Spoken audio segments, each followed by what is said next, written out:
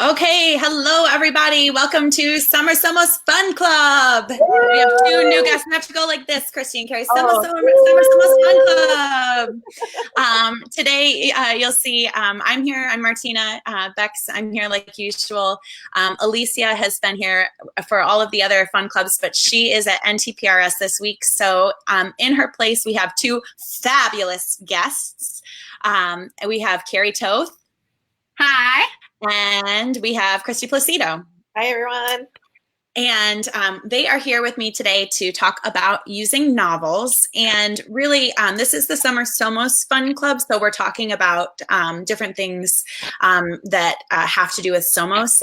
And today's talk, we're not actually going to speak directly to Somos at all, because the way that you incorporate novels into class, it looks the same with Somos and with other curriculums. And you'll probably have a few specific questions about like when in the curriculum to teach a novel. And Alicia and I can jump in the comments afterward. But really, we want to apply this very broadly to anybody, regardless of which curriculum or not curriculum you're following.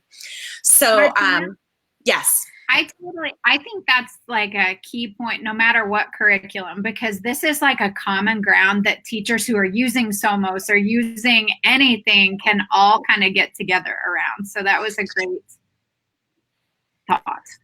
Yeah, and I know there's a lot of people here that just requested to join the group specifically for this live. So I know that there are a lot of people that aren't using Somos. So you don't have to stress out like, oh my gosh, I'm in the Somos Fun Club and I don't know what that is.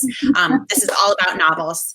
And just so you know, please do drop us a line in the comments, anything, any questions you have, if you want to just say hi. In our broadcasting software that we're using, though, it doesn't say, we can't see who made the comment. It just says comment from Facebook. I am monitoring, Martina. Okay, perfect. Okay, Kristy has multiple windows going, so she can maybe I do. She can let us know who's saying what. Very impressed. Yes. Okay, so just to start. I'm writing on a third computer right now. Oh my gosh, man! No wonder you can write something. Well, that's a good segue into who we are.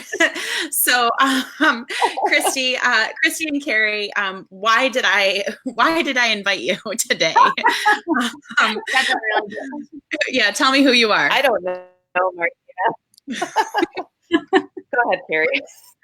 I'm Carrie Toth. I am a Spanish teacher in Southern Illinois, and I use Somos. Our department uses Somos at the level 1 and level 2 levels. And I use readers from level 1 through level 4. I'm the author of some comprehension-based readers through Fluency Matters, and just a big fan of reading in general with my students. And how do you know so much about novels beyond being beyond being a classroom teacher, okay. Carrie? What do you know about novels? I write some of them. What else? I don't know. Is that what you're okay? Yes. Okay. And Kristy. Hi. So my name's Kristy Placido, and I've been a Spanish teacher in Michigan I just finished my 22nd year as a Spanish teacher. And I have been using comprehensible input-based methodologies for novels.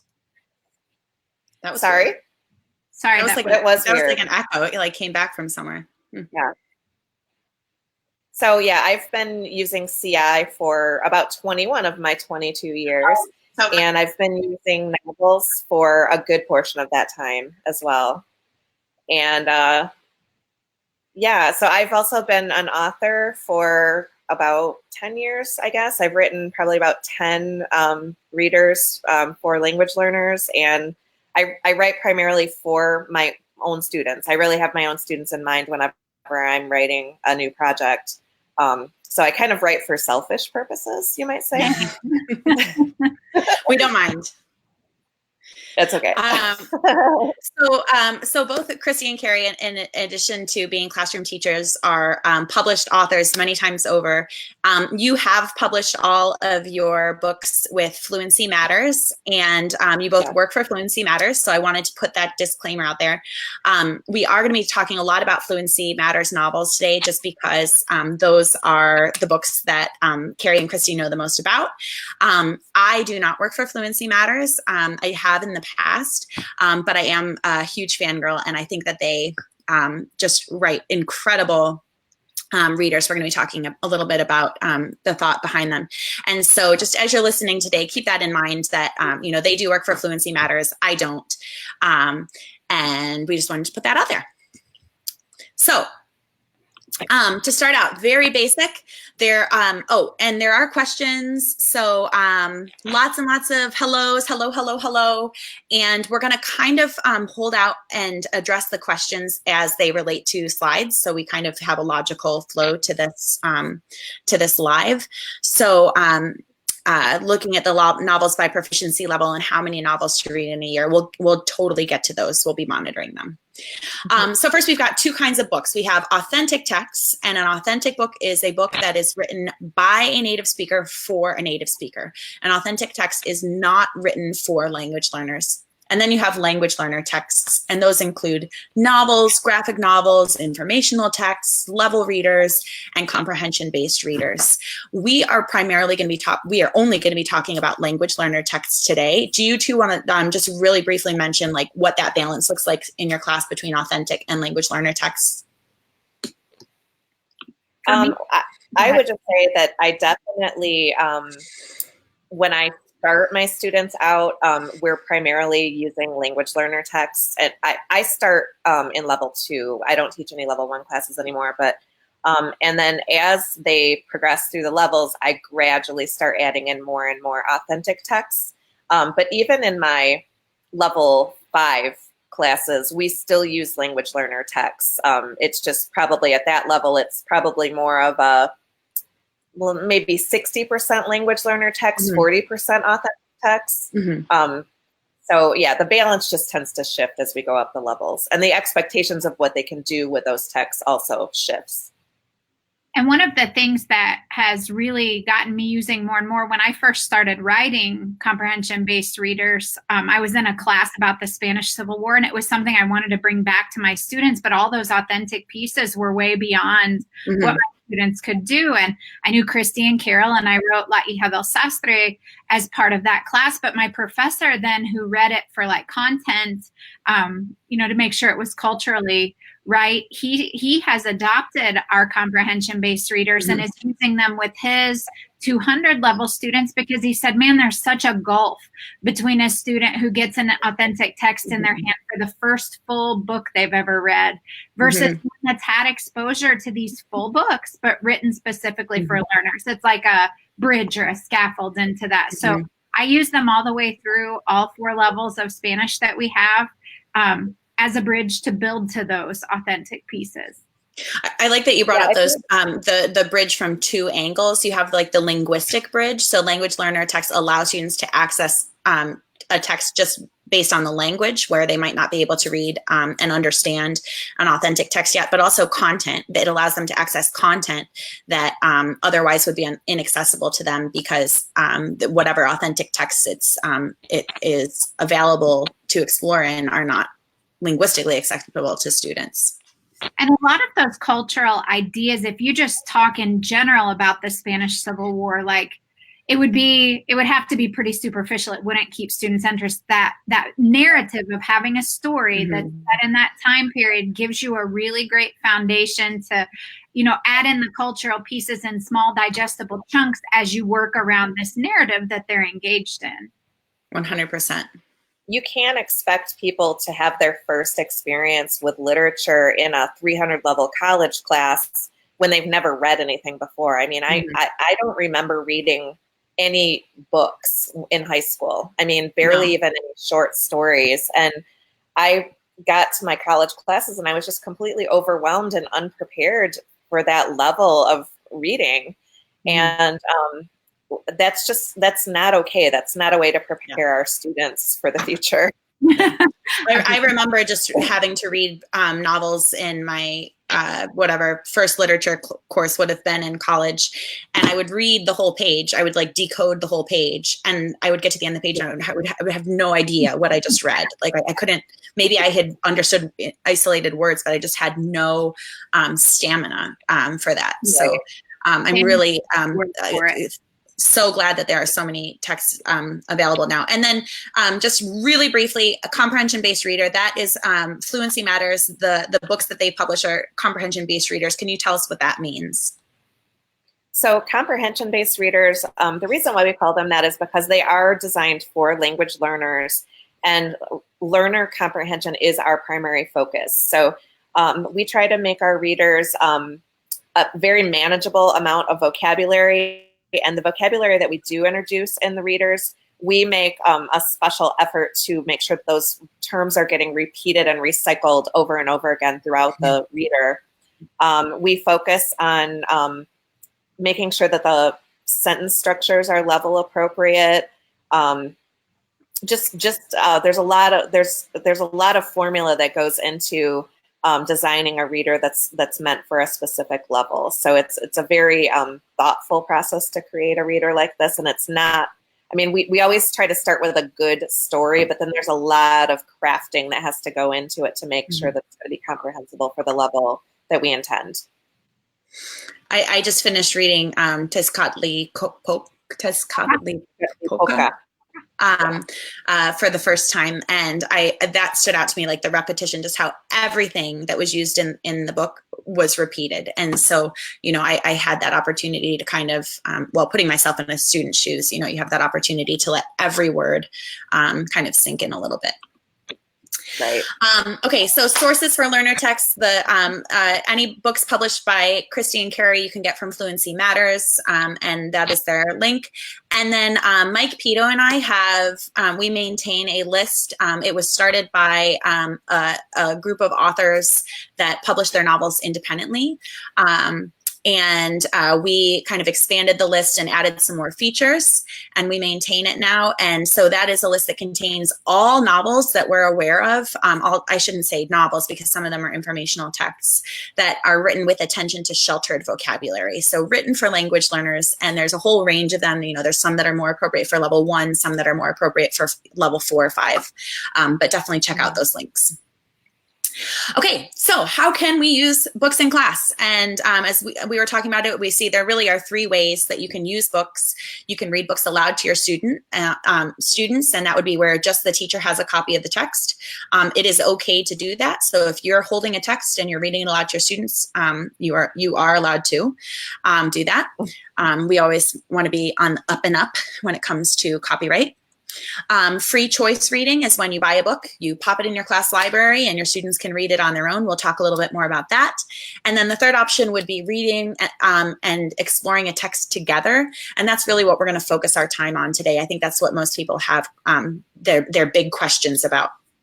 And that can be done in small groups. I know, Kristy, you've got some literature circle structures built into your curriculum. And then it could also be whole class. So we're going to dig into that a little bit more.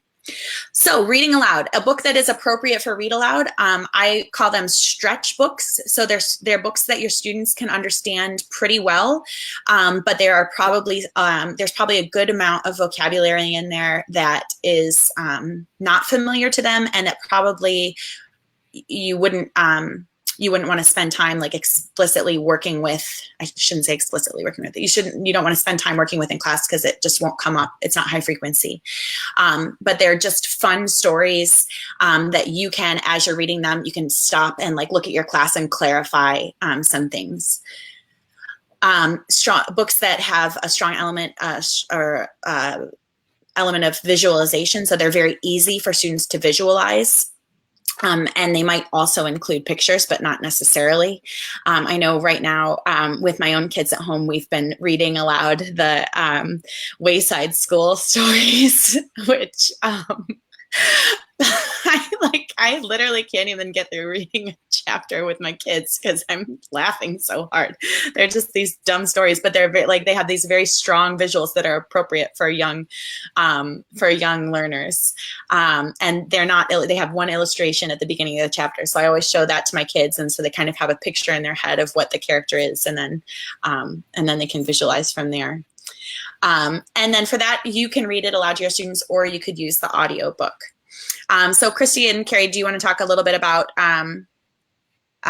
reading aloud in your classes? Oh, I sometimes do if it's a book, especially something new that's at the lower level that comes out, I sometimes replace my free choice reading time for a week or 2 weeks and pull in that book and do it as a read aloud. It might be something. One example is Kristy's reader, Mata La Piñata. It is a really fun, cute story, and it's so easy for my upper levels to understand just being read aloud to. They don't need me to stop and, comprehension check very much. We can talk at the ends of pages, but that's a great use of my free choice reading time as well. Because they're getting a story still, they're getting that narrative, but maybe a little bit different form. So that helps me shake up what it's like when we go to the reading lounge throughout the year. I like Carrie has a reading lounge. Yes, she does. She's so fancy. I just kind of like to shake it up a little bit and read aloud sometimes. So any book that we're reading together, we may read whatever chapter aloud. If it's a chapter that has a lot of dialogue, I also think that's fun to read aloud because I like to do voices when I'm reading. I also will sometimes pull in, if I have native or heritage speakers in my classes, I'll pull them in and make them read with me. But I also have some classes that just really love being read aloud to. And it's funny because it tends to be my upper level classes that enjoy that the most. I don't know why that is, but they just really like listening to somebody else read. I just think it's a good way to kind of vary what you do each day. Those kids get so much. I was just going to say, I feel like sometimes those upper level kids have so much pressure coming from all sides where they have all this stuff they have to do for themselves. I think that read aloud is really important for them because that's a time that they can just enjoy and not feel on, like they have to be on. I have wonderful memories of being read aloud too. I remember my sixth grade, she was my ELA and my social studies teacher, Mrs. Misik. And I remember one of the books she read aloud to us was Z for Zachariah, or Z is for Zachariah. I think it got turned into a movie a few years back. But I remember just loving that time each day. And it was relaxing and, it was still input. And then my mom always read aloud to us. And my mom does the best voices. I mean, until we were in middle school, she was still reading aloud. All five of us were like always on my day bed, and it was so fun. Yeah. So reading aloud is awesome, and there's so many great books that you can use for that. Fluency Matters audiobooks are. Sorry, we're on the same wavelength, Martina. You can jump in on Kristy, because you can actually see names. Yeah, I just wanted to say that, yes, I was going to answer the same question. So yes, all of the audiobooks by Fluency Matters are read by native speakers, and they're not just native speakers, but they're actually native speaking actors. I was fortunate enough to be able to sit in on some recordings recently, and it is actually fascinating. It's like you're in a recording studio, and these people are total professionals, and the director makes them stop and reread it like several times if she doesn't feel that they got it just exactly the right emotion. It was really fascinating. So yeah, they're all professional actors who are native speakers. They do a great job. And the other question was, when you read aloud, do you project the words for kids to be able to follow along, or is it only auditory? So my students all have a copy of the book. I have a class set of each book that we read. So I just have them I actually give them the option. Not all kids like to follow along in the book, so they have the option of following along, or if they want to just listen, but they all have a book that they can look in. If your students Yeah. don't all have a copy of the book, are you allowed to project it while you're reading? I don't know the answer to that question. Well, it depends on how you're projecting it. If you have like an Elmo, like a document camera, that is legal. That's legal because you're not actually storing the document. I mean, Carrie and I both have kids in college, so we would appreciate it if you would buy the books, but but no, that is not illegal. It is illegal to store documents electronically or photocopy them. So as long as you're not actually storing it, that's perfectly legal. Cool, thank you. Picture books are better. Picture books are good read alouds for novice beginners because you can use the pictures to help comprehensify the reading. However, a lot of the language in picture books, especially if they're authentic texts, it really is incomprehensible for beginners. So you probably, students can still just enjoy hearing your voice. They can understand the story somewhat by looking at the pictures, probably. If you want to, make clarifications and make the language comprehensible for your students, you can. What did you say? I reframe like that a lot if we're reading a picture book that's familiar to them. Yeah.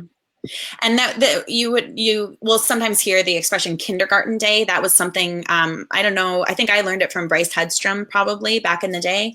And that was, every Friday I had like pillows in my room and kids could bring in stuffed animals and we would just read a kid's picture book aloud, just like they would if in elementary school. So that's another great way, a way to read aloud. And I think Fluency Matters does have, like, you have the Eddie Elefante. That's it's a picture book that is also comprehensible. Hello, everybody just joining. Just so you know, we're kind of answering questions as they pertain to the slides. And then if you want to throw in questions that don't necessarily relate to the slide we're talking about now, then we'll save it for when it comes up.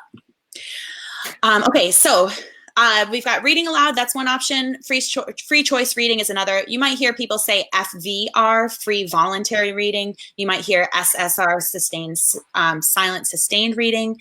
All of us are talking about the same thing. The reason that we're saying free choice reading is because it's not voluntary. We're a free choice reading program. We're saying to our students, you have to read, but you can choose what you're going to read. So for free choice reading, typically teachers that are using this build time into their weekly plans. So this is like a routine. It's a system that you've got going in your class. It's not just you drop it in here and there. It could be, but we've seen it be most successful when it's really built into your week. You can use any book for free choice reading. And so anytime that a language learner book is published, I buy it and I read it. And sometimes I think, oh, this would be a really great novel that I would love to really work with a whole class. And other times I'm like, that's a really cute story. But I think it would be really hard for a lot of students to understand, or maybe the plot is a little bit wonky and I don't know, I couldn't really milk it in class, but that would be an awesome thing to throw into the class library. Or maybe it's very informational in nature. I'm like, oh, my whole class isn't going to want to read this, but I know I'm going to have a few kids that will. So the great thing about free choice reading, any book can be free choice reading content. And I do think it is helpful if you introduce the books in your library to your students. So you're going to have a whole bunch of books, hopefully. There's a lot of different ways to procure books. I guess we could talk about that. But you want to introduce what is, like, let your students know what's available to them. So Carrie and Kristy, do you want to talk about how you let your students know what's in the library? I mean, I do a lot of kind of tour guiding my students around my library. I tend to get books throughout the year too. Like throughout the year, I'll get new books as I go to conferences, or just, a new book comes out. Usually if a new book comes out, I just order it. So whenever I get a new book, the first thing I do is I read along with my students when they're doing SSR. So if I have a new book, I read that first. And then whenever I've just read a new book, I give a little book talk to my students and just kind of tell them what the book is about and if I recommend it, or I might say, I recommend this book if you are into this or whatever, or if you liked this, you might also like this. And I find that the books that I do a book talk for tend to be the books that are flying off the shelf the quickest. I also ask my students if they're ready to choose a new book and they need some help or want some advice to come and see me. And I honestly, most kids really do like to come and ask me to help them select their next book. So as the kids are just getting up at the beginning of the hour, we do SSR 2 to 3 times a week at the beginning of the hour. So as they're getting up to get their books, I just kind of mill around with them and make myself available. And if I see a kid is not going to the bin to get the book that they have been reading, but they're looking at the shelf, I just go over to the shelf and start asking them questions like, what book did you just finish reading? Did you like it? Was it comfortable? Was it too easy, too hard? Did you like the topic? So I just ask them questions about it. And usually I'll just give them like 2 to 3 suggestions, and they'll usually take my suggestion. And if they don't like the book, they're free to put it back. They don't have to finish the book. But I just find just interacting with them a lot about the books has been a really great way to get them with books in their hands that they're going to enjoy. And go ahead.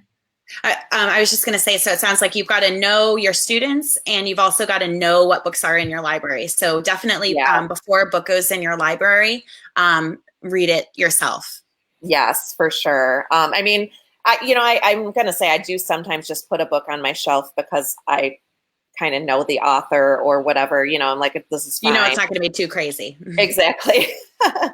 But I do read all the books eventually. They get into my library. I mean, like I said, if my kids are reading for 10 minutes, 2 to 3 times a week, and I have 5 classes, it's pretty easy for me to keep up on those books that are in my library. And I might read a couple books a day as we're doing those 10-minute snippets of reading. So I know pretty well what's in my library. And if not, I know other kids that have read the book, and I'll even have kids ask, well, hey, I know so-and-so just read that book. Ask them if they liked it.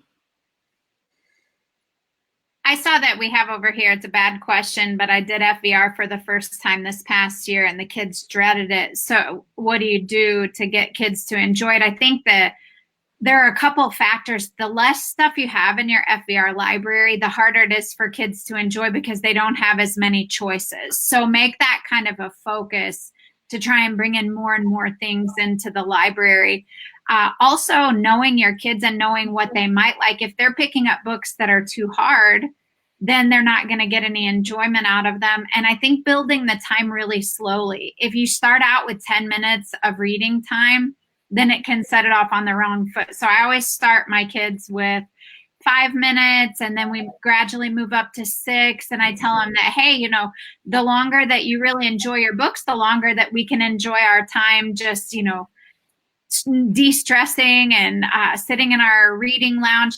That change of environment helps too. We have an area that's designated for reading, so you don't have to have a huge space in your classroom, but if you can bring in a few cushions and carpet squares and stuff somewhere that they can step over and sit somewhere different, it helps them just feel in a different mood. And that doesn't say that Kristy and I have every student that's reading every day. We've all got a Levi who just stares at the book or pokes the kid next to him or whatever. You just have to keep trying to refocus them, because the majority of kids enjoy having a little downtime in the day. They don't get that in their other classes. It's all busy, busy, busy. And this is a great secret input. I'd seen some examples of people doing Post-it notes on the board as they finished reading readers this year. And so we did that, and it got to be kind of a challenge which class could read the most readers. So you can build it up just slowly with them. Yeah, I find that my more reluctant readers, they tend to respond well to, first of all, just the easiest books that you can find, but they respond really well to books that have a lot of visuals in them. I had great luck with the Senior Woolley graphic novels with my more reluctant kids because, number one, they were already familiar with the songs. And two, they're just very visually appealing. So, and I know that there are probably kids that just are looking at the pictures, but that may be where some kids need to start. I teach a lower level Spanish 2 class, and we have a graduation requirement in Michigan. So the kids that are in this class are kids that may have failed previously and just have not had much success at all, and just really need to get through the class so that they can graduate. So I have a lot of very reluctant readers in any language. They would be reluctant. They don't like books. And I do a lot of individual talking to those kids and a lot of individual recommending. And I had a kid this past year who said, is it okay if I read Brandon Brown Wants a Dog, even though I already read that? And I'm like, yes, of course you can read that. I'm like, yes, if you want to look at any book, you can always look at that. So I try to just keep the dialogue open with the kids and just try to find any kind of gimmick. I've even purchased auto repair manuals in Spanish, which I know are like super not comprehensible input. But I mean, I have like boys, especially, who I have had some girls that are into auto repair as well, but mostly boys who are just there for the credit, and they will look at a book like that. And there are surprisingly a lot of cognates in auto mechanics. So whatever they're into, try to find a book and just get their nose in the book as much as possible. And there are some kids that will fake it. I mean, there are kids that are incredibly stubborn, especially if you're teaching low-level readers. But if you just keep working at it, you can get most kids to at least comply. So someone asked favorite way to display class libraries. And for that, I would jump into the IFLT NTPRS CI Teaching Facebook group and search class library display, or just search display, and you will find tons of pictures and different ideas that people have. I want to say Spanish Mama also has a blog post with like classroom tours. You're right. Yeah, so www.spanishmama.com. What? My suitcase had a blowout on my last trip, and I was like, oh, I got to throw away this beautiful suitcase of mine. And one of my friends who's an elementary teacher said, oh, no, never throw your suitcase away. That's the perfect way to display readers in the classroom. Like, put them into the suitcase as like a bookshelf. And I was like, oh, great idea. So she's going to school with me. Okay, so you need to do that and then pin it, and then we'll all follow you. That's good. I'm going to get her done. Someone asked, if you're reading a novel as a class, do you suspend your FCR routine? I don't. I do. Well, there you go. There you go. There's no right or wrong answer. You do you. Yeah. Okay. And then someone asked too, like when you're creating activities with a novel, like, and this would, I guess, pertain more to the class novel, which we'll be talking about later.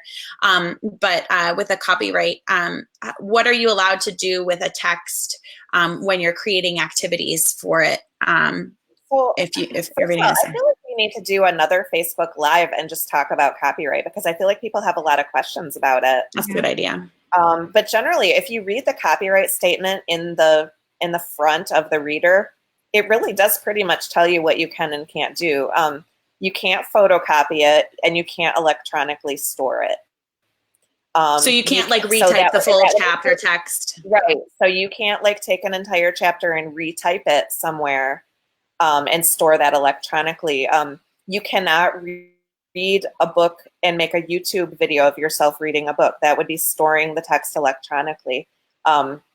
So basically, if you're speaking or writing or typing or photocopying that book and storing it in some way, that's illegal. So that's just general rule of thumb. If there's a chapter and you're pulling out like 10 sentences from the chapter and typing them to create a little activity, that's not like I think that would fall text, under fair use. Yeah. You can't tell that then. You can't put that on your teachers because those authors, like, that is their intellectual property. So anything that you make for your classroom that's, like a running dictation or something. Like yes. Yeah, thanks for asking those questions. Those really are important. And I think that's a great idea to do a Facebook Live. Actually, I know a good copyright attorney that we could probably bring in for that. Yeah, and I think teachers really do want to do the right thing. Yeah. And I think we see so many teachers doing the wrong thing, and they're not even really aware that they're doing the wrong thing. Yeah. And so I think everybody's really unclear about it. And So yeah. We'll do that sometime. Yeah. Okay, how many After books should you have IFLT. in your library for, after IFLT? Ooh, so how many books should you have in your library to give a student a decent selection? Okay, so like, hey, I'm Martina and I own 20 books and I have 20 students in my class. Is it really realistic for me to have a free reading program? No. I think you should maybe have like 5 to 10 more books than number of students in your class. Minimum. Minimum. Yeah. And then keep growing it. Yes, and keep growing it all the time. And try to have a couple copies of each book. I mean, in a dream world, at least the books that you think if you're gonna, more like, than one student want to read. I mean, I sometimes will even have like 10 copies of a book, just because it'll just be really popular. And I don't like when kids have to wait. And I don't make kids share books. I know there are some teachers that'll have like 5 different kids reading a book and they each have a sticky note on a different page. And I don't really like to do that because I feel like kids mess. So I have a bin for each class where they keep their free reading books and they keep their own bookmark in there. And since I work for Fluency Matters, I have little bookmarks with my face on them. So all my students get a little bookmark with my face on it and they put it in their book and draw a mustache on it. And then, so just one kid keeps their book until they're done with it and then it returns to my shelf. But you can get a ton of like varied reading materials. We're talking not just in this part, free choice reading. Readers are awesome. Yes. Scholastic has tons in their Spanish group anyway. I know that for teachers of lesser taught languages, you don't get quite the bounty of resources that Spanish teachers do. But when you travel, if you can bring home magazines and stuff like that from your travels, class-based and based. Go ahead. I also will even print things out. Like Martina has the Revista Literal. I print those out. If you subscribe to El Mundo en Tus Manos, print those out. I do find that kids are more likely to pick that kind of stuff up if you laminate it and bind it together somehow. So I've had good luck just kind of putting them in little binders and things. But even like an article that you find online, you can just like throw that in a little page protector and put that in a binder. So those types of things, if you don't have resources to buy books for your library, there are other ways you can expand your library too. Yeah, and without belaboring this discussion, I mean, it sounds like we probably should do a whole nother live about free choice reading. But but just, speaking specifically about novels, a lot of teachers have been very successful when they can't get funding from their schools with Donors Choose projects. So definitely consider that. And then someone did ask, how can we bring out more French readers and readers in other languages?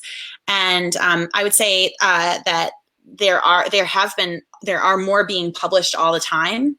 I think I just saw Fluency Matters has several original novels in French and German coming out this summer. But if there's ever a Spanish novel that you would like in your language, I know with like Fluency Matters, you can reach out to. Who would you reach out to? I would just send an email to info@fluencymatters.com. And you can start that conversation. And then a lot of independent authors that have published their books independently on Amazon. I think a lot of them would love to have help getting it translated into other languages. So just reach out to whoever wrote or published the novel and see about a translation. And then just make sure that if you're a part of that, please, please, please, please, please make sure that extensive care is taken in the translation, that it's proofed by multiple native speakers of the language. I wanted to address a question, Martina. Yes. Tori asked, she has a blind student who uses a Braille tablet. How would you recommend getting the book to him without breaking any laws? I know that Fluency Matters actually does have some Braille text available. So send an email to info@fluencymatters.com. And we will help you if we can. And then how early to start a free choice reading? For a level 1 class, I would not start it right away. I would, wait, I don't know, until maybe even this semester. I think some people start in month 2, but they need to have built up their stamina for reading a little bit. So you need to have been reading shared texts in class before they're going to be able to read things on their own. Our level 1 teacher does no free choice reading in the first 2 quarters. And then in the second 2 quarters, she does about 5-minute bursts. And she has a ton of graded readers that we've gotten through Scholastic that are just, something simple that they can pick up and get in the habit of what FVR, what FCR looks like. Mm-hmm. Someone mentioned Craig Klein's graphic novels also from Spanish Cuentos, and I totally agree. Those are really great for early learners because they have awesome visuals along with them.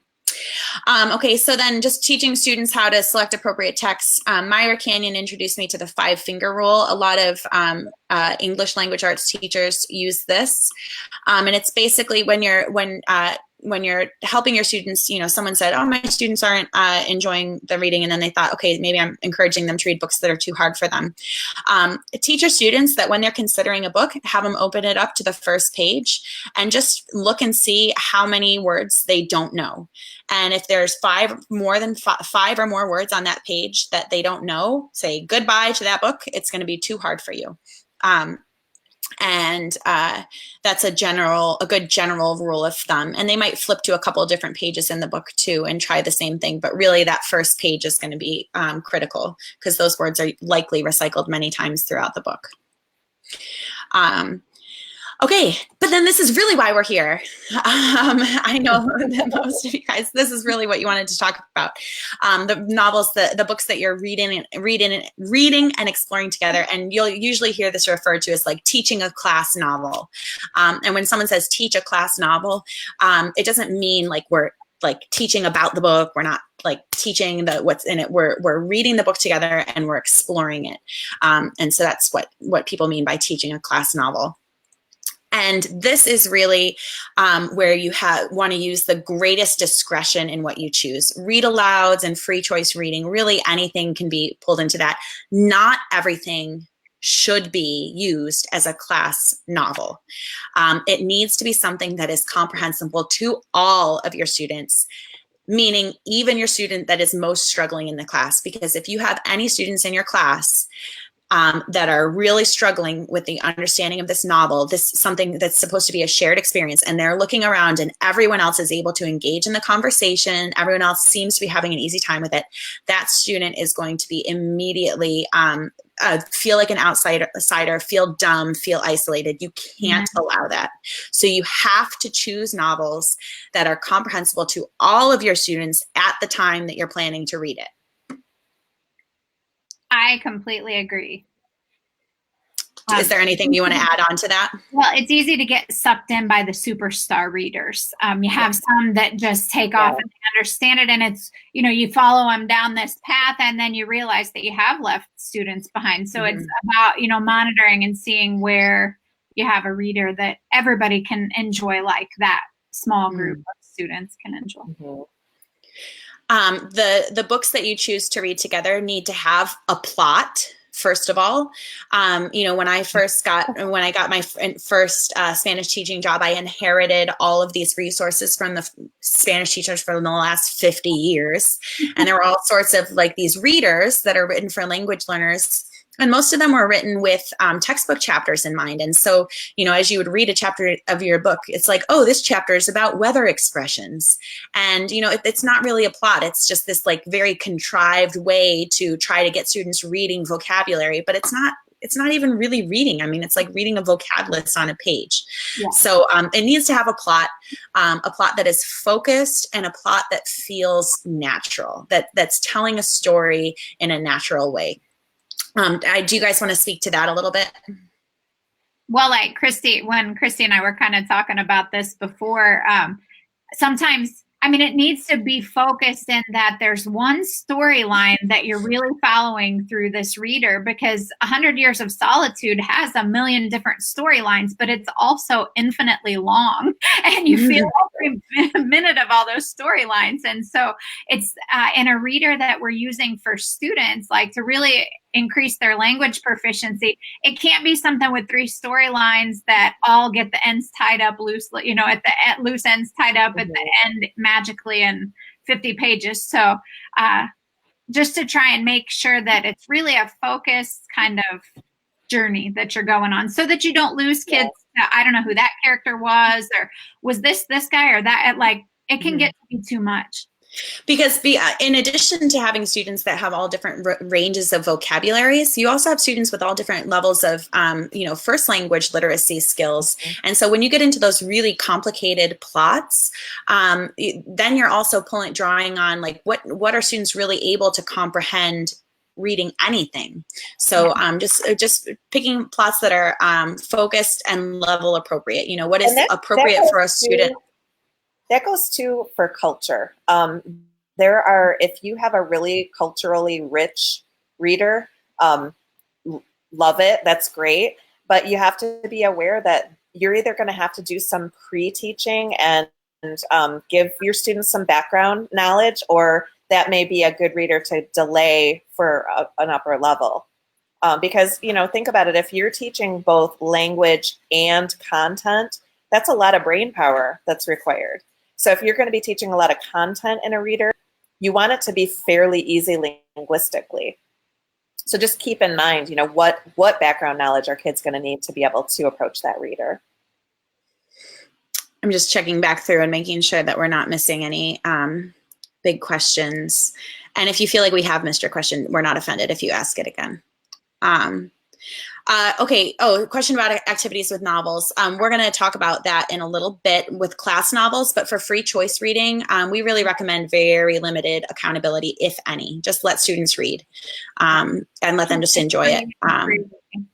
What did you say? I said keep the free and free reading. Yes. And then, yes, this will be available to watch later. And you have to submit your request by May 1st. That's very hard. Oh, lots of new novels come out in the summer.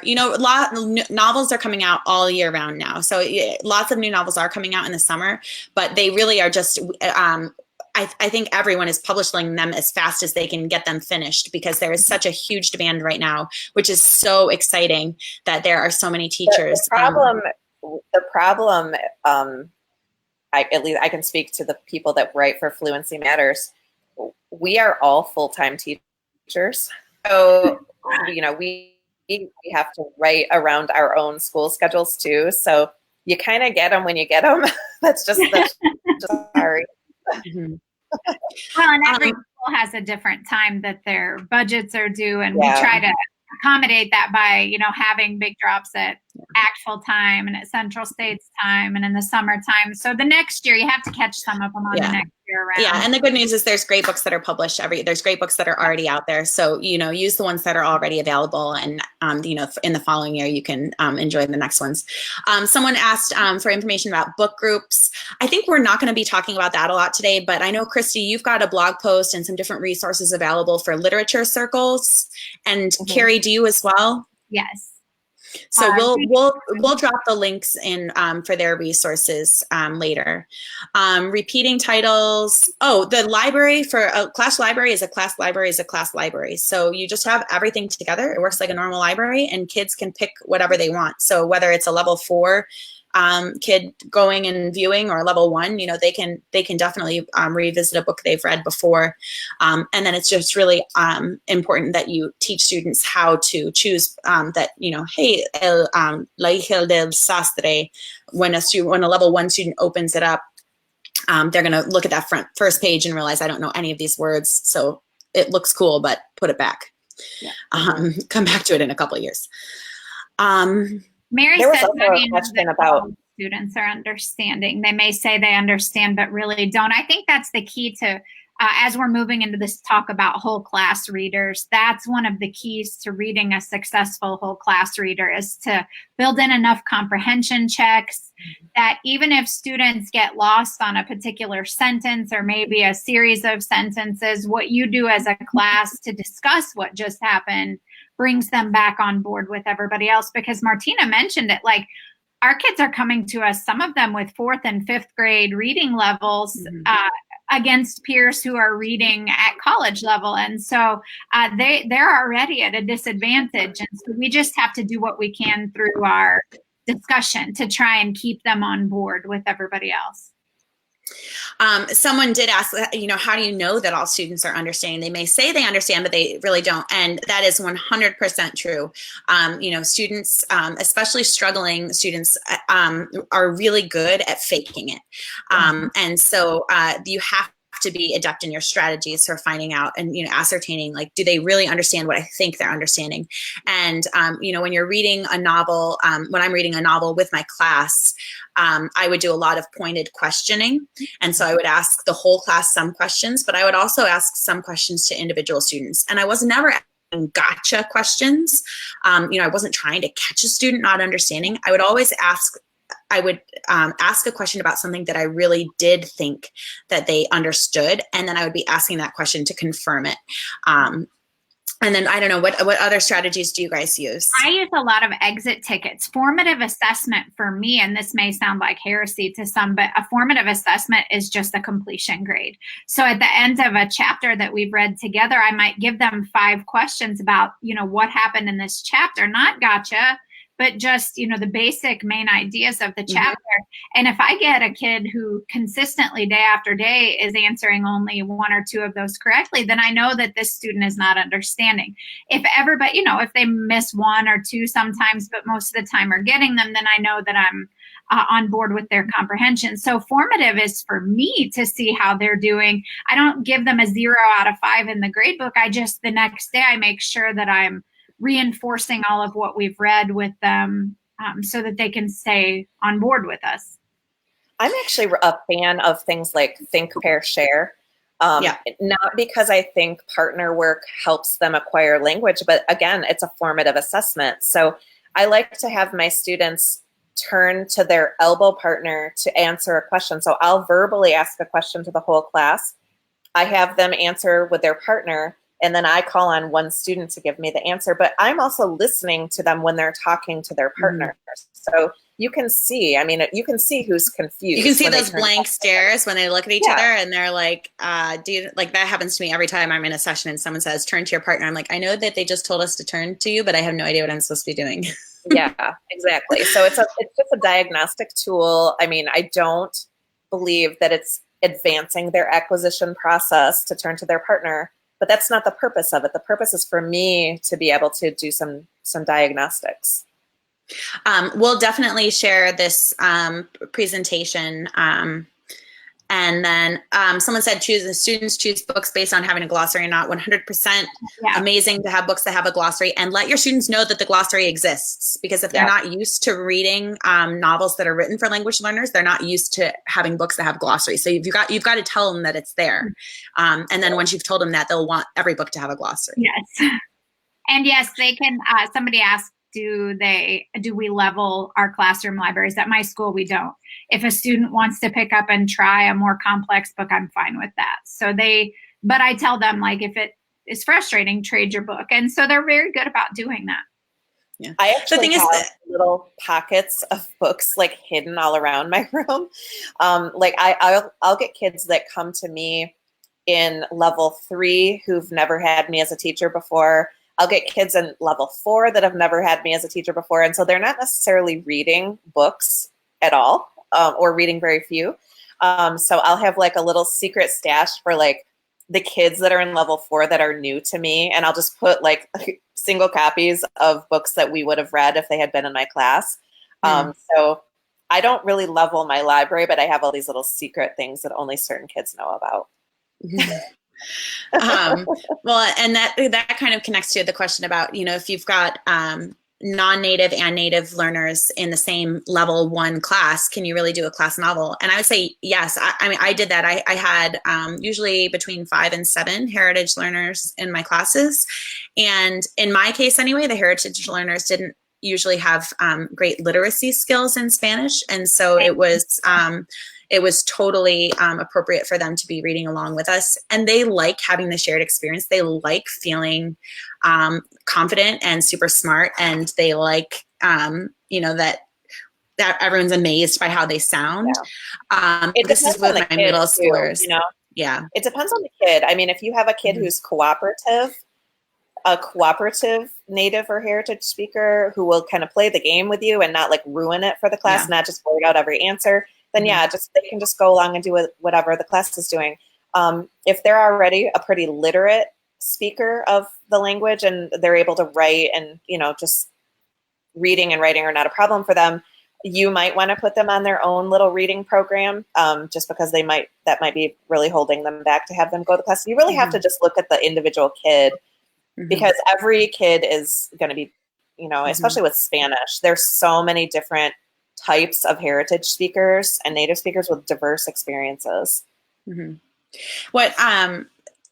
What I found as well was that, one of the reasons to read a novel together with the class, and that we'll talk about, is having a shared experience. And so it is kind of a bummer if you just have students do free choice reading while you're reading a novel to the class. So one way that I kind of got around that was that when we were actually reading the text, we all read it together.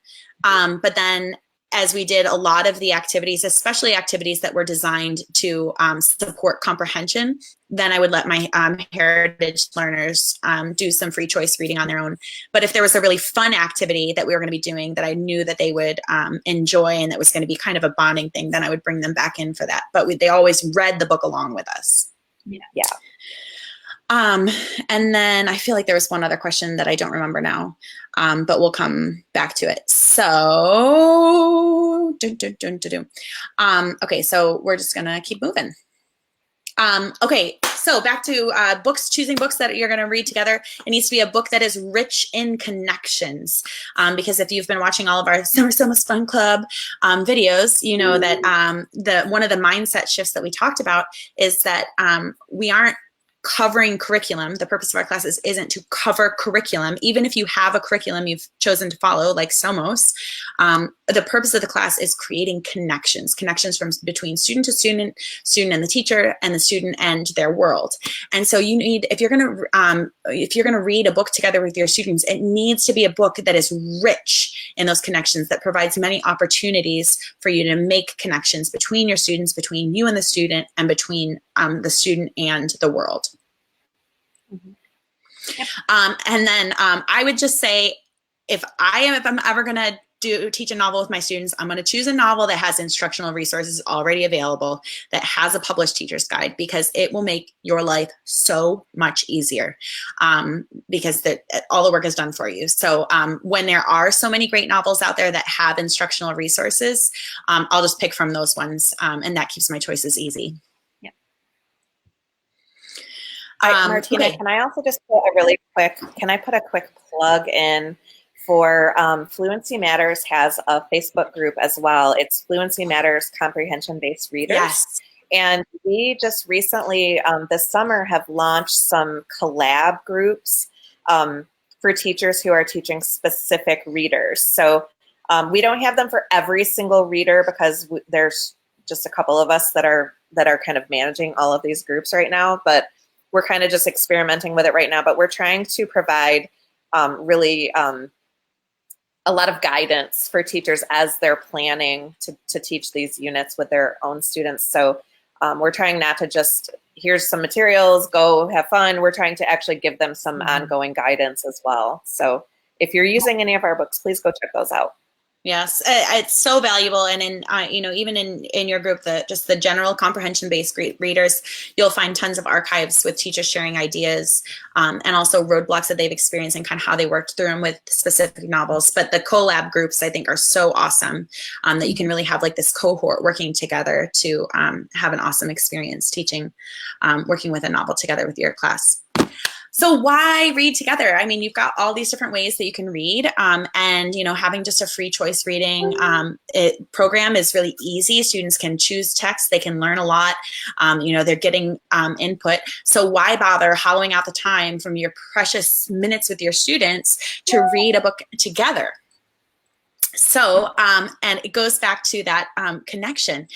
When you read something together, it is creating connections between your students, between you and your students, and between your students and content. So not necessarily cultural content, and also cultural content. And a lot of times those connections, students wouldn't be, those content and cultural connections, students wouldn't pick up on them if they were just reading the book on their own. Like they might be, just not super obvious. And so when you read it together, you, the teacher, can say, oh, did you see how this person did this, or they mentioned that? And you can make that connection for them. What do you guys have to say about this, about connection? I just think it's really key.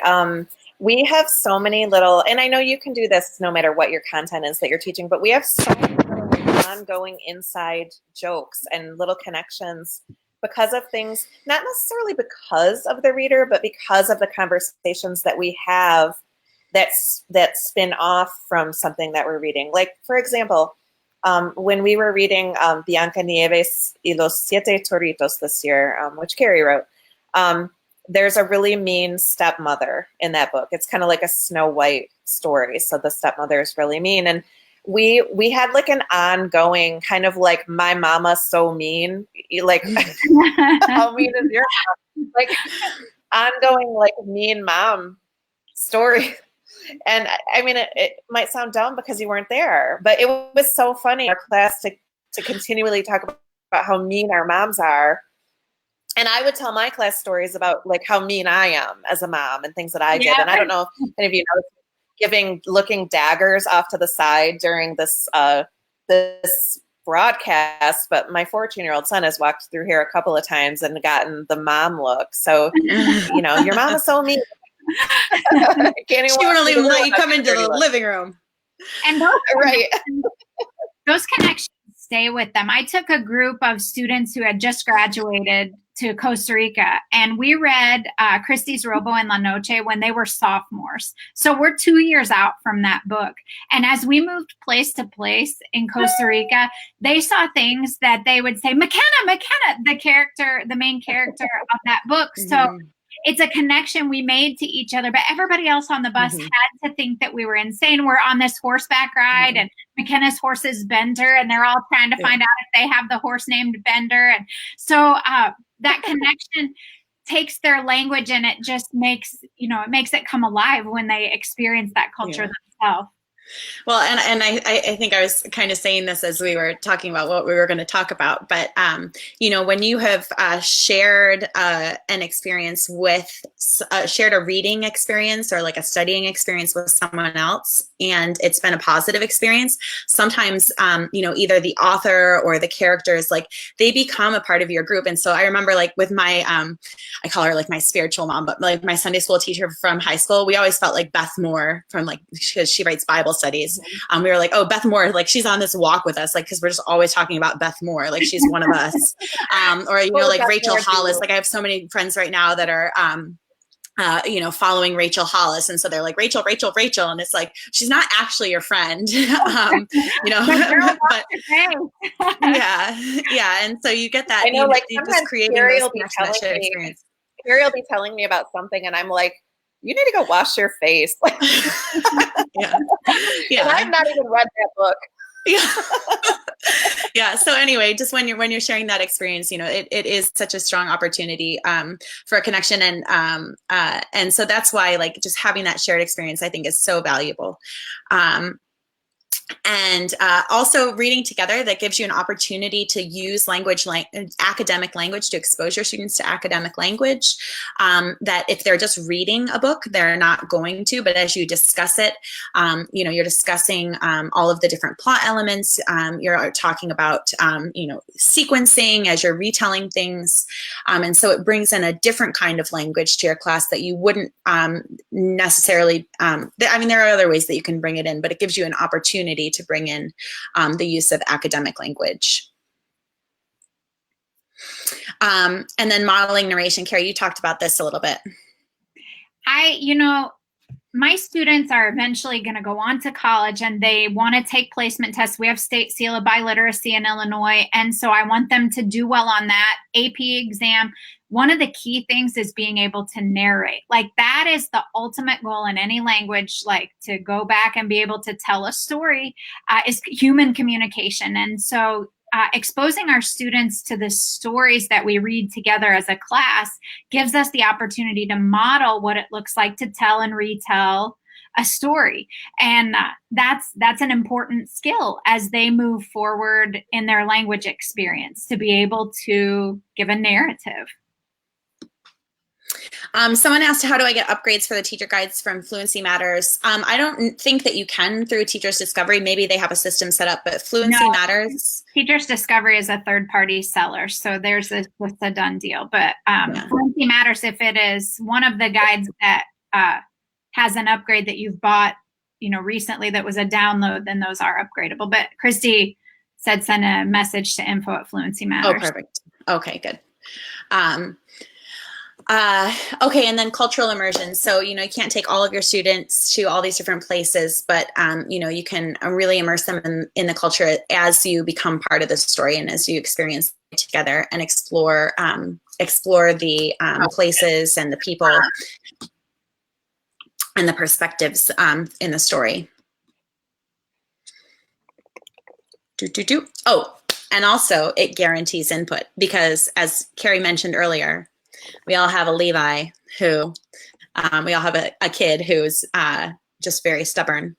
And, in your free choice reading time, no matter how hard you have tried and, despite your best efforts, they just aren't reading, really. And so by reading a class together, when you're reading it aloud to your students while you're doing that, as they're participating in the activities, that they're really getting the input.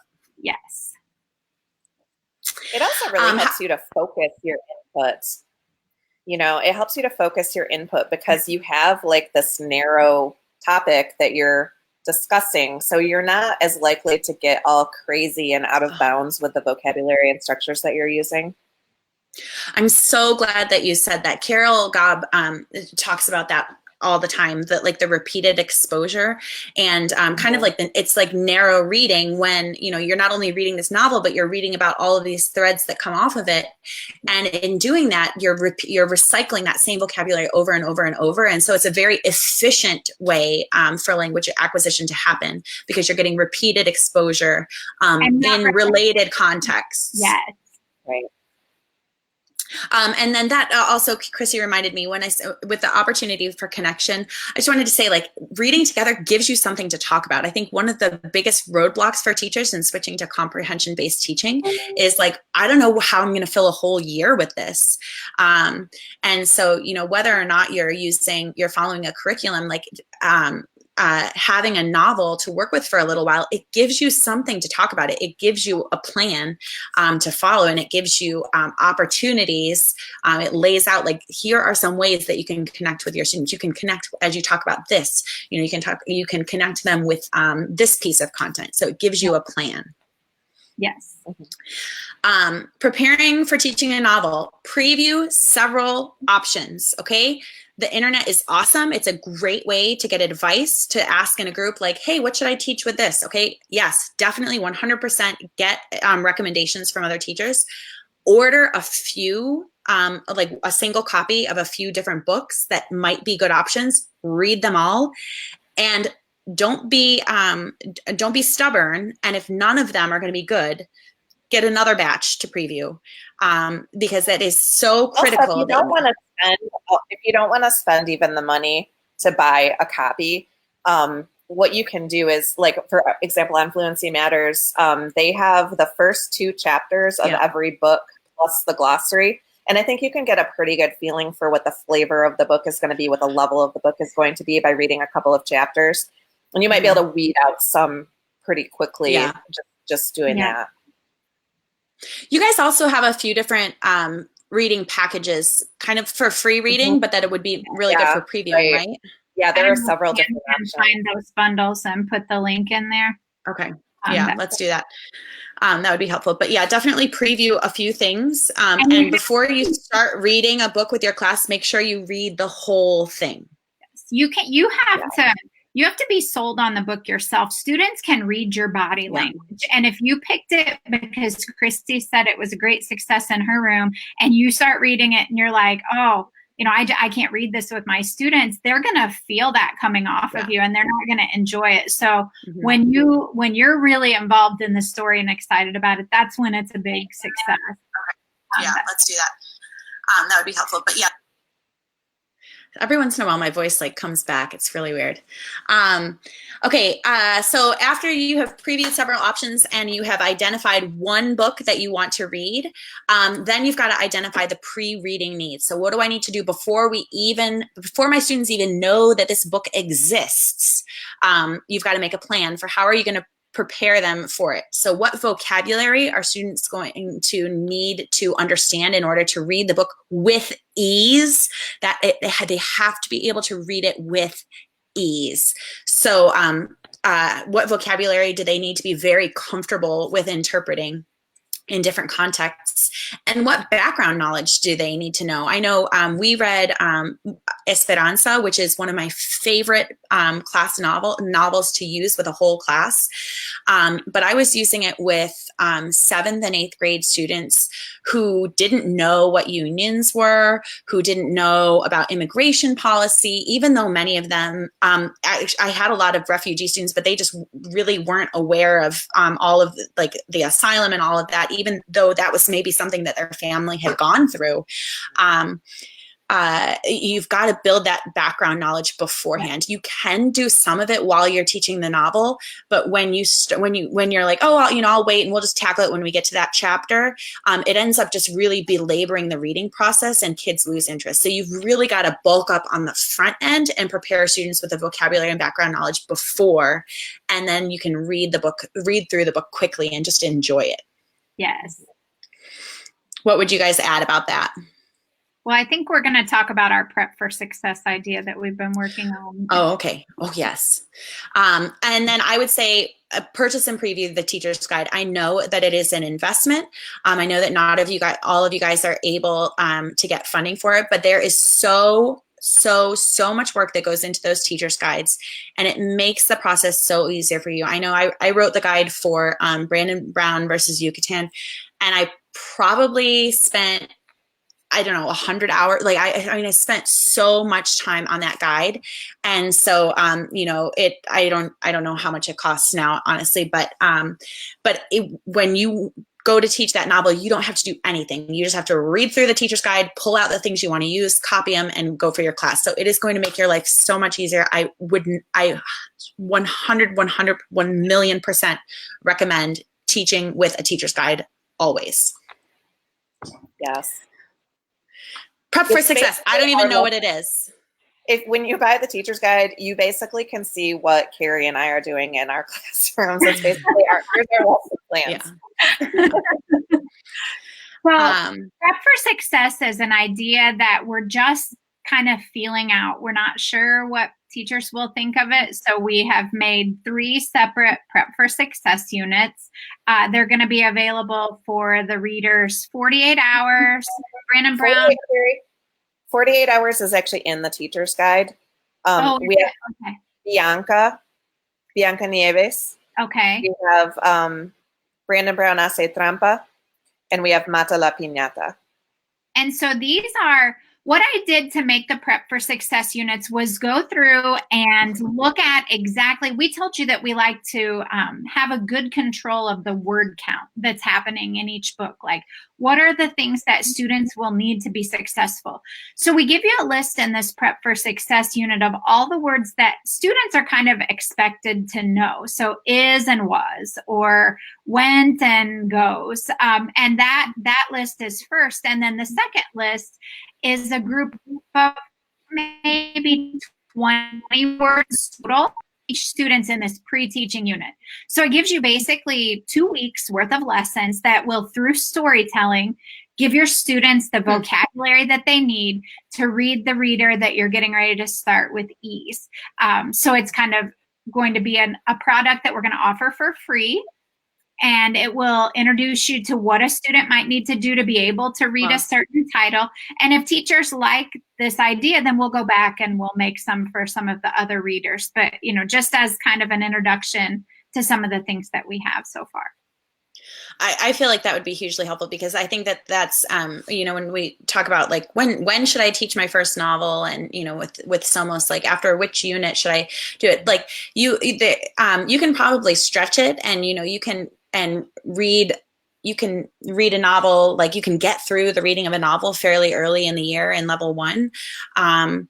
but just to read it with ease and to be able to explore all of the rich connections, students really need to be comfortable with the vocabulary. And so having a resource like this that, you know, in a, to have 2 weeks, this is the first time I'm hearing about this, so I'm excited, but to have 2 weeks where, 2 weeks where you're really focused on preparing students for that novel specifically, I think that is awesome. They're in their final round of proofing right now. Okay, so not available yet. No, they'll be available soon. It'll probably be after IFLT because our proofer will be at IFLT. So I don't know if she's going to be proofing right now. Well, busy. You never know with Martha. She may be home proofing right now. I don't know. But we will be rolling those out soon. So if you're following our Fluency Matters Comprehension-Based Readers group, we will definitely be announcing it there. Cool. We also have a blog, which is CIPEEK, PEEK.com, and we'll be announcing it there as like, take a peek. So yeah, Cool. so the 3 guides that we're rolling those out right now, it's going to be Bianca Nieves y los Siete Toritos, Brandon Brown Hace Trampa, and Mata la Piñata are the 3 titles. And hopefully Awesome. we'll have more in the future. This is just an experiment that we're trying right now. So It's in beta. it is. Prep for Success is in the teacher's guide, but we could also offer it like as a separate too, probably, right? Because it's not like it's a separate standalone thing. Well, anyway. You're gonna have to talk to the tiny boss lady about that. That's right. And then someone said, advice was given to me that it was okay to begin a book knowing that students will not have the time to complete it due to limited contact hours. I would agree with that. I think it's okay to start a class novel. Well, it's okay to start a class novel and then realize it's not working and just bail. Like, you know, we're not enjoying this. It is too hard. Like, just stop before you ruin reading for everybody. And that's totally great. Also, if you're not going to have enough time to finish it, especially if students are able to get access to that novel, like the novels, all of the novels, the ones from Fluency Matters and the ones on the other list are pretty affordable. And so, you know, for students to be able to order it on their own, or if they're going to still be in class with you, even if you can't finish it, for them to be able to borrow it. And someone shared a cool app that it looks like for like tracking books that students have taken up from your library. That looked pretty neat. So I would say it's fine to do that. I would try to plan it when I had enough time. I would try not to do that. That would drive me crazy as a reader to be like, oh yeah, well, we're out of time. Sorry, you don't get to know how this ends. But Yeah. I would try not to do it. But my students in their middle school class had a teacher that was famous for that, just starting a book, reading like 4 chapters, and then they just would never finish it. And then we started reading in class and they were like, are we going to actually finish this? And I'm like, yeah, like, why wouldn't, well, because Mr. So-and-so didn't finish it. And I'm like, oh, okay. They didn't like it. They thought that was weird to not finish a book. So I wouldn't not finish it unless they're not enjoying it. And there are so many different things you can do. Like you can use novels in some of the other ways that we talked about. And then there's lots of other great things that you can be teaching in class too. So especially if it's like a class that's on a rotation, like an exploratory class, like I don't think there's any need for you to teach a class novel in an exploratory class. You know, I wouldn't do it just to say that you did it. I think that there's other, you know, because the real benefit of teaching a novel together lies in that shared experience and the connections of walking through, like that you're really going to access that best when you can read through the whole thing. Someone asked a question about word count, and Fluency Matters has published their how they count their words and how they level their novels on that CI Peak blog, and so we can share a link for that. And then I know in a lot of the different Facebook groups, the IFLT and TPRS CI Teaching Facebook group, some of the other publishers have talked about how they do their word count. So you can look for that. And then questions about specific teacher's guides, we'll let someone from Fluency Matters jump in the comments later. And then Okay, so prep for success. I would say block out 2 to 4 weeks. The first time that I taught a novel, we did like 1 chapter a week, and that was torture. So not 1 chapter a week. So 10 weeks was too long. I had success with doing like a month for a novel. But I think Carrie, you said you do it a little bit shorter than that. I spend about 2 to 3 weeks, depending on the length of the novel. If it's a 10-chapter reader, we're done with it in basically 2.5 weeks. And if it's 11 or 12 chapters, it takes 3. And then there are some Hija del Sastre when it's 16 chapters, so that takes us about a month to read. Mm-hmm. And I'm probably a little slower than that personally. Okay. Like you're more at the month or even longer than that? Probably a month or maybe even longer if it's a longer book. Okay. I tend to do like a chapter a day, but I do other activities too. So it just kind of depends. And it just depends on how quickly my students are getting it. But I do a novel every quarter pretty much, but then I have all this other cultural stuff that I connect to it as well. So it's hard to say exactly how long. And that's with which levels, Kristy? Do you do a novel a quarter? Well, I teach level 2 through 6. Okay. Like my level 4, 5, and 6 classes, I mean, they may even read sometimes 6 or 7 books in a year, depending on what comes out that year that they haven't already read. So typically I do 4 a year. And yes, when I taught, I'm not in the classroom now, but when I would teach a novel, we would do it a solid block. So I'm not doing anything else while I'm teaching the novel.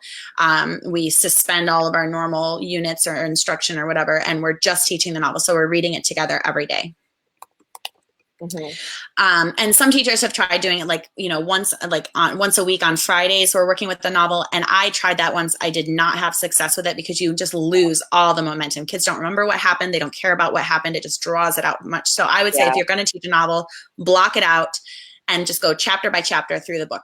And for each chapter, you don't have to do, but you can do before reading, during reading, and after reading activities. So very short, quick prep, what's a before reading activity that you guys might do for a chapter? I might do an anticipation guide before reading, or an exit ticket after reading, or we might do a smash doodle where they doodle the chapter as we read. But each case, everybody's always needing grades in the grade book. And so those are all simple formative assessments that help me see that students are comprehending what we're doing in the text. I don't try to make it like a project where they have to go out and interview 5 people and then write a paper about it. I really try to make it low stress because the story is the key. Mm-hmm.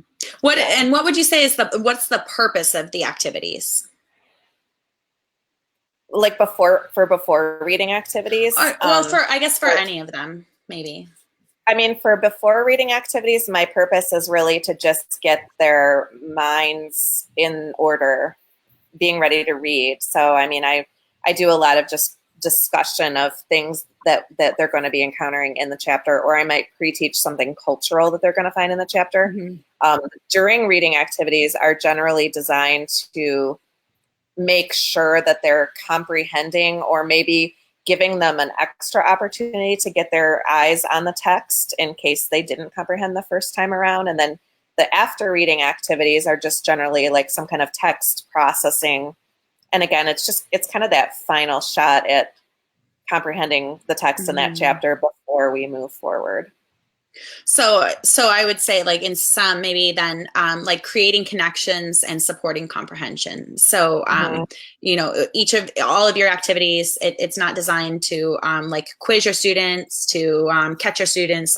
You're doing things to create connections between your students and the text, to help them attach themselves to it, personalize it, and then to support to help them understand it better while you're reading it. And then with the after, in the processing, and to really get into those deeper levels of comprehension. In my opinion on assessment is it should never be a surprise. If you're getting ready to assess your students, you should already pretty much know how each student is going to do on that assessment. You shouldn't, it shouldn't be a big surprise to you at that point. It's not a gotcha. That's not showing how their language skill is developing to do a gotcha time of thing. Mary asked, you don't pre-teach vocabulary per chapter. If I have a book that I would have to stop and pre-teach vocabulary, then I feel like that's too complex of a text to be using with them. It should be just a couple of words in the chapter that are new, that as we come to them, we can talk about what it means, and then I can reinforce it as we read along. Oh, now what was?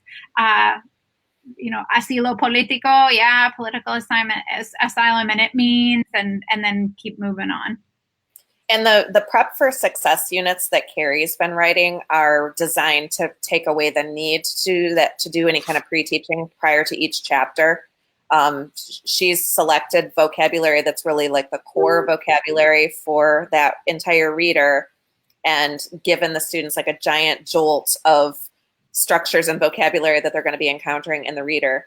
So I would say, if there are more than a handful of words in a given chapter that they're not going to know, and you find that pattern repeating chapter after chapter, the book is probably too difficult. You either need to go back and find an easier book to read or wait a little longer before you dive into that book. Mm-hmm. I'd say it just reminds me of racing. My husband's been doing a lot of training lately. And so like every time the day before a race or the couple days leading up to the race, like he has like this really intense nutrition plan. Like every meal is and he like loads up crazy carbs and stuff. But then when it comes time for the actual race, like he just has like these little like, cliff blocks that he eats like every 2 miles. And so like with a chapter, like it's really, you bulk up ahead of time, and then while you're actually reading, it's just like little injections of like, oh, remember this, make this connection, and then but you're racing, like you're moving through it. Yeah. So Jana just asked a question that I think is really important, and this is something that I've seen in my own classes. She wrote, one thing I noticed with the lowest students is that they're totally depending on our post-reading activities to understand the plot. They weren't understanding on their own. How do you avoid this? And I see that Carrie's already typed up an answer, but I'll give you my answer. Yeah, Carrie says this is probably how they're like surviving through all their academic classes, and I think that's true. There are going to be some kids that are just so low that they are just kind of hanging on, by whatever means necessary. But I think really those kids that are just getting it in the post-reading activities, I think you're going to find that as you go through the reader, their comprehension is going to increase because those words are purposely recycled throughout the book. So words that they were not catching on to in chapter 1, by the time they have been seeing those words for 5 and 6 chapters, they're gonna know those words. I tend to assess my students in the middle of a book and then at the end of a book. And I do kind of I don't know if this is traditional enough to be considered traditional, but I test usually like all 4 skills, or I might test like 3 out of the 4 skills a couple times a quarter. And I always let my students do retakes. So if they've been doing their work all along and, just have been putting an effort in, they're allowed to do a retake of any assessment that they want. And I find that if a kid takes a test, doesn't do well on it, and then let's say they don't come in to do the retake till like toward the end of the book, they usually are like, this is so easy. Why did I fail this? Like, it seems almost ridiculously easy to them at that point because we've done so many more things, but the vocabulary and structures have basically been the same. So, I mean, you're not going to save everybody, but I think the vast majority of kids, by the time you get around to the end of that reader, they've seen those structures so many times, if they're genuinely engaged and making an effort. We are almost at an hour and a half. We could talk about novels all day. So I'm going to try to move quickly. We're going to stop answering so many questions, and we'll take to our typeting to do that. But just to piggyback on that too, Kristy, I would say like that is the kids that rely on the post-reading activities. Like that is a reason that I think it's really beneficial to read a novel as a class and to give them that extra processing time. Whereas like if you're doing free choice reading and they're really not ever understanding it and without the help of that extra scaffolding, this is their opportunity to understand it. And then also maybe it means that you should have picked an easier novel, right? Because you want even your lowest student to be able to understand. And you can't always. I will also add that starting about maybe halfway through level 2 or maybe toward the end of level 2, depending on the level of my class, a lot of times I will start to offer a class opportunities to read in different ways. So I'll start to say, okay, is there anybody who feels like this is really easy and you'd just like to read it independently without me stopping constantly? And I'll let those kids take their book and go sit in the hall or go sit in another corner of the classroom. And then I'll have another group of kids who want to read together, but be able to talk. They don't want me necessarily to help them, but they want to be able to have other kids that they can ask questions to. And so I might let them get into a little group over here. And then I'll have anybody who wants me there to guide them will come and sit with me, and I'll just have like a small class that I'm working really closely with and asking like a million questions and doing a ton of comprehension checks and things like that. And if a kid isn't doing well and they've been choosing to read independently, I will say, look, you're not really doing great on your little quick quizzes or whatever. Maybe you need to reconsider the group that you've selected to be in. And I find that kids really like that. And it allows me to really focus more individually on the kids that need the most help. And those kids can't just like hide behind the fast processors that way. So that's been a really good solution for me. And then we all get back together again to do our post-reading activities, to do whatever kind of discussion I want to do. But we do our actual reading in separate areas. And so then also when we're talking about activities, some of the activities are text-based, so designed to support comprehension of the text, and then some of the activities are topic-based. So it might be, learning a little bit more about something that was mentioned in the novel. And then, oh my gosh, that's our last slide, guys. Woohoo, we made it. So I know that you guys still have tons of questions, and I would love to just keep the Q&A going, but it's already been an hour and a half. So I'm going to cut it off. But as with all of the Summer So Much Fun Club meetings, woohoo, keep asking the questions in the comments, and we will attend to them as we have time. Then for the, I do have 2 announcements. So next week, there is not going to be an official Summer So Much Fun Club meeting because all of us, well, Kristy and Carrie, and then also Alicia and me, we are all going to be at IFLT. I have a kid that's like passing in under the door. So we're super excited to be at IFLT, but because of that, we're not going to have a meeting next week. We might jump on live. I don't know. Maybe we won't and do something, but nothing official. You know what they should do next week, Martina? You know what people should be doing next week? They should be following the CI Peak blog, because we have not 1, but 2 official bloggers at IFLT that are going to be attending sessions and blogging for everybody that can't be there. So tune in for that. Okay, so that's what you can do next week. And then the week after, Alicia and I and some other special guests are going to be talking about story asking in Somos. And then the other announcement is that, so a lot of you guys have been asking about like professional development, like you wanted a certificate because you're like, hey, I just spent an hour and a half listening to you talk about novels. So we have a form that we're going to share that it's going to be totally honor system, but you can kind of track, you're going to have to like make little notes about each session. It's not associated with any university yet. We might be able to open up that opportunity, but as of right now, it's not. But if that's sufficient for your district to just have a form that you can fill out and send to us, we'll send you a certificate, and then you can use that for hours for professional development for your district. So those were the 2 announcements. And thank you so much for being with us. Kristy and Carrie, thank you for lending us your expertise. And we'll see you in 2 weeks. Bye, everyone. Bye. Thanks, Martina. Toodaloo. Thanks.